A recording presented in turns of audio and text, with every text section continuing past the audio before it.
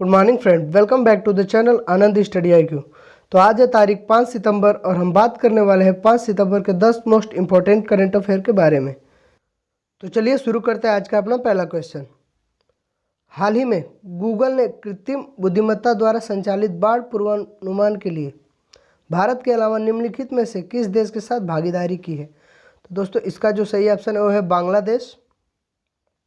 और हम बात करें इसके बारे में तो दक्षिण एशियाई देशों में बाढ़ से बहुत नुकसान होता है, इसलिए गूगल द्वारा पूरे भारत और बांग्लादेश में अपनी कृत्रिम बुद्धिमत्ता आर्टिफिशियल इंटेलिजेंस संचालित फ्लड फोरकास्ट मुहिम शुरू की गई है।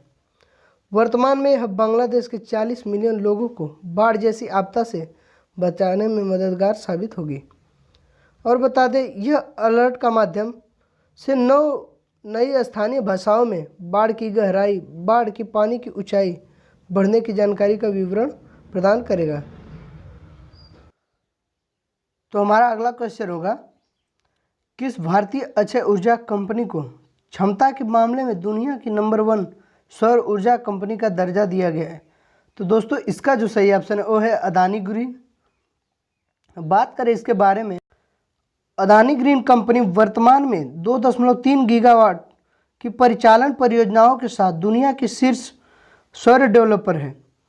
कंपनी के पास निर्माणाधीन 2 गीगावाट और 12.3 गीगावाट की कुल क्षमता वाली 8 गीगावाट की परियोजनाएं हैं। कंपनी ने 2015 में अपना कार्य शुरू किया और इसकी वर्तमान सौर क्षमता, जिसमें ऑनलाइन सौर और पवन परियोजनाएं शामिल है, कुल 14.62 गीगावाट के आसपास है। और बता दें, कंपनी का लक्ष्य 2025 तक 25 गीगावाट की कुल संयुक्त सौर क्षमता हासिल करना है। तो बात करें अगले क्वेश्चन की। तुम्हारा क्वेश्चन है, केंद्रीय मंत्रिमंडल ने भारत और किस देश के बीच कपड़ा क्षेत्र में सहयोग पर समझौता ज्ञापन को मंजूरी दी है? तो दोस्तों इसका जो सही ऑप्शन है वो है जापान। और हम बात करें इसके बारे में तो जापान दुनिया का तीसरा सबसे बड़ा परिधान आयातक देश है और इस प्रकार भारत को अपने कपड़ा क्षेत्र को बढ़ावा देने का एक अच्छा अवसर प्रदान करता है।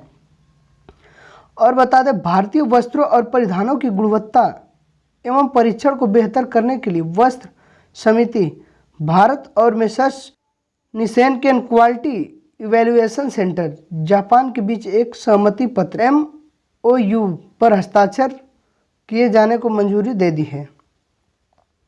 यह MOU जापान को वस्त्र और परिधान उत्पादों के लिए भारत में अपने सहकारी परीक्षण एवं निरीक्षण सेवा प्रदाता के रूप में वस्त्र समिति को निर्दिष्ट करने में सक्षम करेगा। तो बात करें अगर हम अपने अगले क्वेश्चन की, तो हमारा अगला क्वेश्चन है, हाल ही में कौन सा राज्य केंद्र शासित प्रदेश वन नेशन वन कार्ड योजना से जुड़ गए हैं, जिसके बाद योजना में शामिल राज्यों और केंद्र शासित प्रदेशों की कुल संख्या 26 हो गई है? तो दोस्तों इसका जो सही ऑप्शन है लद्दाख और लक्षद्वीप। और बात करें हम इसके बारे में तो लक्षद्वीप और लद्दाख के वन नेशन वन कार्ड से जुड़ने के बाद अब देश के 26 राज्यों और केंद्र शासित प्रदेशों के 65 करोड़ राष्ट्रीय खाद्य सुरक्षा कानून NFSA के लाभार्थी इन राज्यों में कहीं भी अपने हिस्से का अनाज ले सकते हैं। और बता दें, योजना वन नेशन वन कार्ड के से लक्षद्वीप और लद्दाख के जुड़ने के बाद अब अन्य राज्यों व केंद्र शासित प्रदेशों में राशन कार्ड पोर्टेबिलिटी उपलब्ध हो गई है। बाकी राज्यों और केंद्र शासित प्रदेशों को नेशनल पोर्टेबिलिटी से मार्च 2021 तक जोड़ने का लक्ष्य निर्धारित किया गया है। तो अब हम बात करेंगे अपने अगले क्वेश्चन की। किस मंत्रालय ने जल नायक प्रतियोगिता 2.0 का शुभारंभ किया है? तो दोस्तों इसका जो सही ऑप्शन है वो है जल शक्ति मंत्रालय। और हम बात कर लें इसके बारे में तो इसका उद्देश्य देश में जल संरक्षण को जन आंदोलन बनाना है और पानी के प्रति चेतना को मजबूत बनाना है। और बता दें, इस प्रतियोगिता में भाग लेने के लिए सभी भागीदारों को 1 से 5 मिनट में 300 शब्दों के लेख और कुछ फोटोग्राफ सहित के विशेष वीडियो के माध्यम से जल संरक्षण पर अपनी सफलता की कहानी पोस्ट करनी होगी। और बता दें कि प्रतियोगिता के विजेता को 10,000 रुपये नगद पुरस्कार और एक प्रमाण पत्र दिया जाएगा। तो बढ़ेंगे अपने अगले क्वेश्चन की तरफ। 7 वर्षों में ग्रैंड स्लैम मेन ड्रा जीतने वाले पहले भारतीय कौन है? तो दोस्तों इसका जो सही ऑप्शन है वो है सुमित नागल। बात करें अगर इनके बारे में तो Sumit Nagal US Open tennis tournament के पहले दौर में अमेरिका के ब्रैडली क्लान को हराकर पिछले 7 वर्षों में ग्रैंड स्लैम टूर्नामेंट में एकल मैच जीतने वाले पहले भारतीय बन गए हैं। और बता दें इससे पहले वह सोमदेव देववर्मन ने 2013 में ऑस्ट्रेलियन ओपन, फ्रेंच ओपन और यूएस ओपन के दूसरे दौर में पहुंचकर उपलब्धि हासिल किया था। सुमित नागल दुनिया में 122वें नंबर पर हैं और दूसरे दौर में उनका मुकाबला विश्व के नंबर 3 डोमिनिकन थीम से होगा। तो हमारा अगला क्वेश्चन है, केंद्रीय मंत्रिमंडल द्वारा हाल ही में जम्मू और कश्मीर आधिकारिक भाषा विधेयक 2020 को मंजूरी देने के बाद जम्मू कश्मीर में कुल कितनी आधिकारिक भाषाएं होंगी? तो दोस्तों इसका जो आपका सही ऑप्शन है वो है 5। और बात कर रहे हैं हम इसके बारे में तो केंद्रीय मंत्रिमंडल द्वारा जम्मू और कश्मीर आधिकारिक भाषा विधेयक 2020 को मंजूरी देने के बाद जम्मू और कश्मीर के केंद्र शासित प्रदेश में 5 आधिकारिक भाषाएं होंगी, जिनमें उर्दू, कश्मीरी, डोगरी, हिंदी और अंग्रेजी शामिल हैं। डोगरी, हिंदी और कश्मीरी केंद्र शासित प्रदेश की नई जोड़ी गई आधिकारिक भाषाएं हैं। और बता दें जम्मू और कश्मीर आधिकारिक भाषा विधेयक 2020 को संसद के आगामी मानसून सत्र में पेश किया जाएगा। अगर हम बात करें अपने अगले क्वेश्चन की तो हमारा अगला क्वेश्चन है, हाल ही में किस देश को दुनिया की सबसे बड़ी नौसेना घोषित किया गया है? तो दोस्तों इसका जो सही ऑप्शन है वो है चीन। और आपको बता दें कि चीन के पास अभी 350 युद्धपोत और पनडुब्बियां हैं।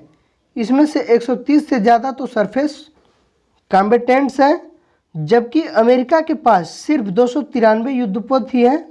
हालांकि अमेरिका युद्धपोत चीन से ज़्यादा आधुनिक है।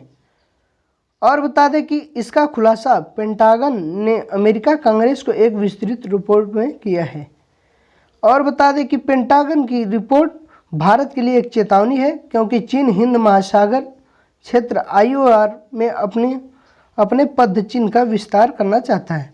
तो हम बात करेंगे अपने अगले क्वेश्चन की, दक्षिण भारतीय बैंक के नए प्रबंध निदेशक और मुख्य कार्यपालक अधिकारी के रूप में किसे नियुक्त किया गया है? तो दोस्तों इसका जो सही ऑप्शन है वो है मुरली रामकृष्णन।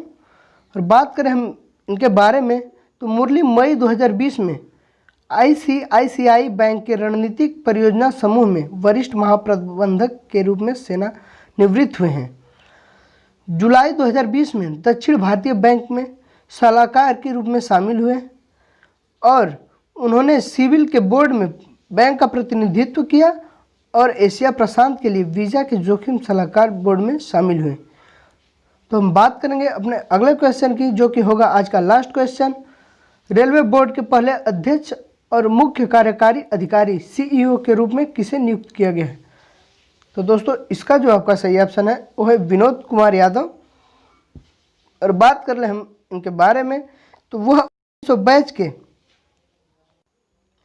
IRSEE अधिकारी हैं, वर्तमान में रेलवे बोर्ड के अध्यक्ष हैं। और बता दें वर्तमान पुनर्गठन के आधार पर वह मानव संसाधन के लिए जिम्मेदार कैडर नियंत्रक अधिकारी होंगे। रेलवे के इतिहास में वह इस तरह का पद संभालने वाले पहले व्यक्ति हैं। और बता दें कि रेलवे बोर्ड को पुनर्व्यवस्था योजनाओं के हिस्से के रूप में 8 से 5 सदस्यों तक घटा दिया गया है। नए बोर्ड में इसके पहले CEO और 4 अन्य सदस्य शामिल हैं। तो ये थे आज के हमारे 10 इंपॉर्टेंट करंट अफेयर, आपके कंपटीशन के लिए बहुत ही महत्वपूर्ण है। तो हम बात करेंगे अपने टेस्ट कॉर्नर के क्वेश्चन की। तो हमारा टेस्ट कॉर्नर क्वेश्चन है, कैलाश मानसरोवर के पास किस देश ने सतह से हवा में मार करने वाली मिसाइल स्थापित की है? तो दोस्तों इसका 4 ऑप्शन आपको दिया गया है और इसका जो भी सही ऑप्शन है आप कमेंट करके कमेंट बॉक्स में ज़रूर बताएं। तो बात कर ले अगर हम कल के अपने टेस्ट कॉर्नर के क्वेश्चन की तो वो था, हाल ही में किस राज्य के कुड़पा जिले में खुदाई के दौरान ड्रेनाटी चोल युग के एक दुर्लभ शिलालेख की प्राप्ति हुई है। तो दोस्तों इसका जो सही ऑप्शन था वो था आंध्र प्रदेश। तो इसी के साथ वीडियो कहीं पे करते हैं समाप्त, लेते हैं आपसे अलविदा। मिलेंगे आपसे अब अगली वीडियो में, तब तक के लिए जय हिंद जय भारत।